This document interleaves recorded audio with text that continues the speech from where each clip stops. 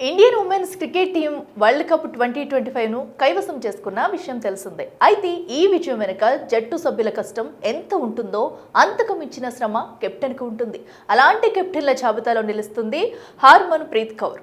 ప్రపంచ cup trophy గెలవడానికి ఆమె చేసిన ప్రయోగాలు, భారత జట్టు విజయం వెనుక ఉన్న శ్రమ, టీంలోని సభ్యులను సానబట్టడంలో ఆమె ప్రతిభ ఏంటో ఈ స్టోరీలో తెలుసుకుందాం. హార్మన్ ప్రీత్ కౌర్ ఈ పేరు ప్రస్తుతం తెగ పాపులర్ అయింది. గతంలో ఎన్నో విమర్శలు ఎదుర్కొన్న ఈ భారత మహిళల క్రికెట్ జట్టు సారథి ప్రస్తుతం విజయోత్సవ సంబరాలు జరుపుకుంటుంది. దీని వెనుక ఉన్న శ్రమ, పరిశ్రమ ఏంటో ఇప్పుడు చూద్దాం. భారత ఉమెన్స్ వరల్డ్ కప్ టోర్నీలో మాత్రమే కాదు, వన్డే సిరీస్లలో కూడా హార్మన్ కీలక పాత్ర పోషించింది.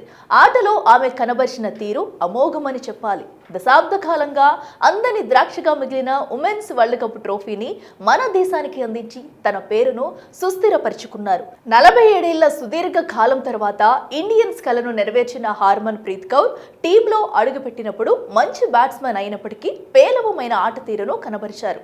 ఈ క్రమంలో అనేక మాటలు పడాల్సి వచ్చింది. ఈ సందర్భంగా తనను తాను మార్చుకుంటూ టీంపై కూడా ఫోకస్ పెట్టారు. హార్మన్ శ్రమ ఎంతటితో గుర్తించాలంటే ముందుగా మనం 2005 నాటి భారత మహిళా క్రికెట్ జట్టును పరిశీలించాలి. గెలుపు లక్ష్యం 215 పరుగులే ఉన్నప్పటికీ ఆ లక్ష్య ఛేదనలో ఇండియన్ క్రికెట్ టీం వెనుకబడిపోయింది. కేవలం 98 పరుగులకే ఆల్అవుట్ అయ్యేంత బలహీనంగా ఉండేది.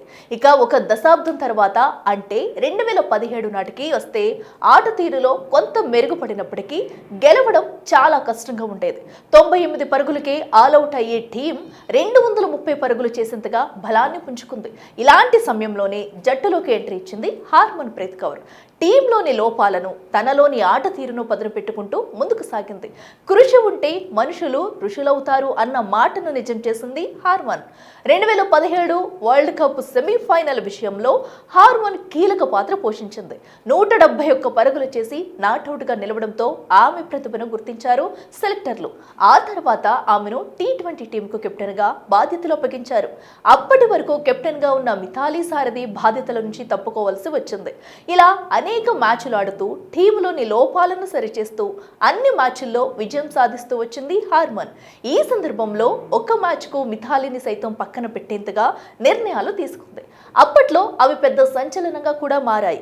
అయినప్పటికీ జట్టు విజయమే తన లక్ష్యమని దూకుడుగా నిర్ణయాలు తీసుకుంటూ టీంను ముందుకు నడిపించింది. ఇక వరల్డ్ కప్ టోర్నీ విషయానికి వస్తే చాలా మంది యువ ప్లేయర్లకు అవకాశం కల్పించింది. టీంకు అవసరమైన వారు ఎవరో గుర్తించే టాలెంట్ ఆమెలో ఉండటంతో ఇంగ్లాండ్ టూర్లో టీం ఇండియా వన్డే T20 సిరీస్లను కైవసం చేసుకోగలిగింది. దీంతో హార్మన్ తీరుపై చాలా మంది షాక్ అయ్యారు. ఆమె టాలెంట్ కు కూడా ఫిదా అయ్యారు. దీంతో ఆమె ఎలాంటి నిర్ణయం తీసుకున్నా అడ్డు చెప్పేవారు కాదు. ఈ క్రమంలోనే ప్రయోగాలకు కేర్ ఆఫ్ అడ్రస్ గా నిలిచారు హార్మన్.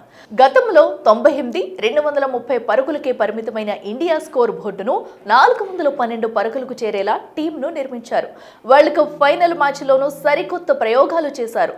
లారా లూజ్ క్రీజులో కీలకంగా మారిన సమయంలో కొత్త బౌలర్కు అవకాశం ఇచ్చి వారిని పెవిలియన్ బాట పట్టేలా చేశారు. ఈ ప్రయోగం చాలా భయంకరమైనదనే చెప్పాలి. జట్టులో కేవలం సభ్యురాలుగా ఉన్న షెఫాలీని రంగంలోకి దింపింది కెప్టెన్ హార్మన్. అసలే ప్రపంచ కప్ ఫైనల్ దశాబ్దాలుగా నెరవేరని కల. పైగా 2 సార్లు తుదిపూరులో ఓటమి చవి చూసిన టీం. దేశవ్యాప్తంగా మ్యాచ్ పై కీలక ఉత్కంఠ.